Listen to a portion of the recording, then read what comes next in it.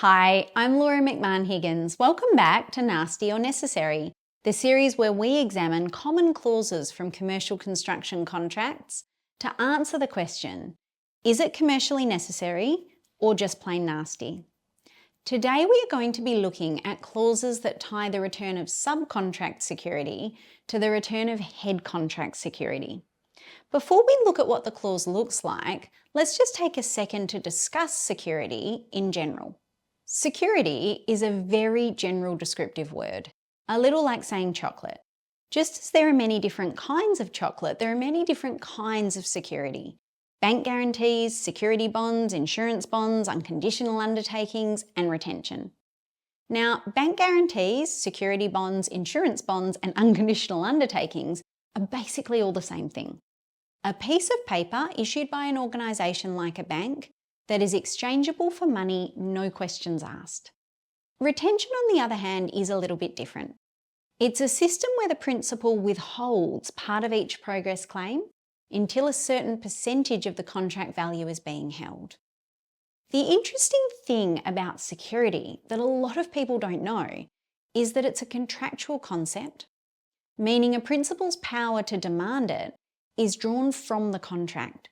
So if you do not have a provision in your contract that allows you to withhold security, you can't take it. What that means is that the security a contractor is required to give will differ from project to project based on the form of contract that's signed.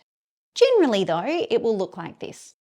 The contractor provides 2 bank guarantees, each for 2.5% of the contract value.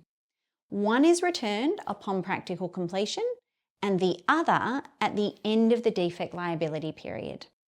If the nominated form of security is retention, then the principal is entitled to withhold 10% of each progress claim until it's holding 5% of the contract value.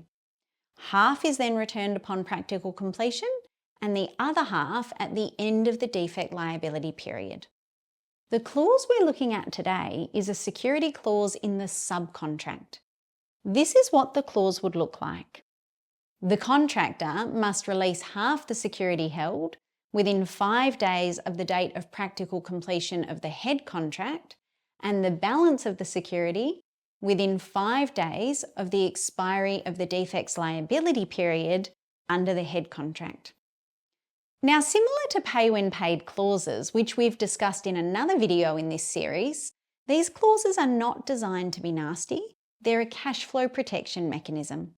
Because if I'm a contractor and I engage a subcontractor to complete an activity that happens early in my program, something like form work, if I have to give my subby half of their security back when they reach PC, that's going to be well before I get my security back from the principal. And it will be the same for the second tranche of security.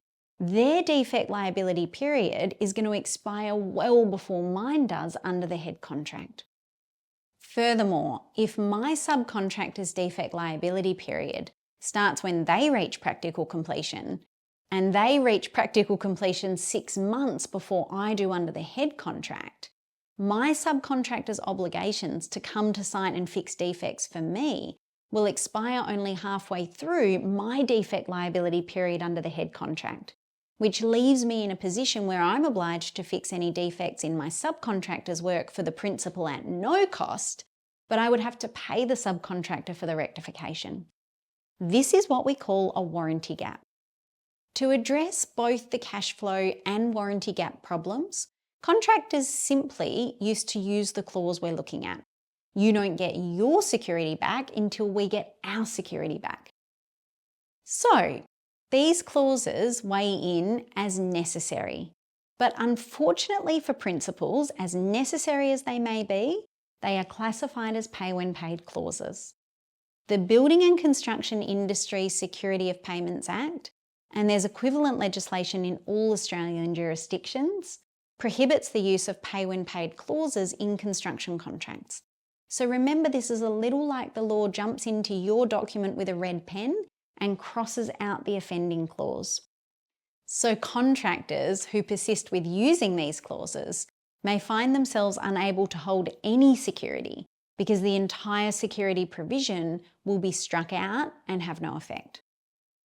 There is not much we can do to protect the contractor against the cash flow implications of the first release, but we can do something for the impact of both the second release and the warranty gap.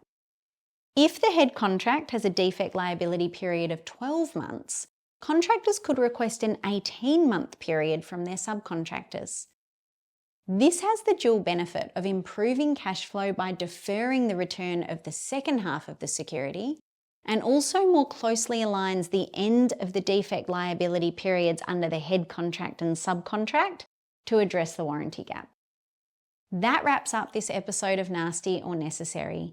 If you found this helpful, please follow along for more content like this or sign up to train with me today. You can come in person or complete it online. A little bit of training today saves you a lot of money in the future.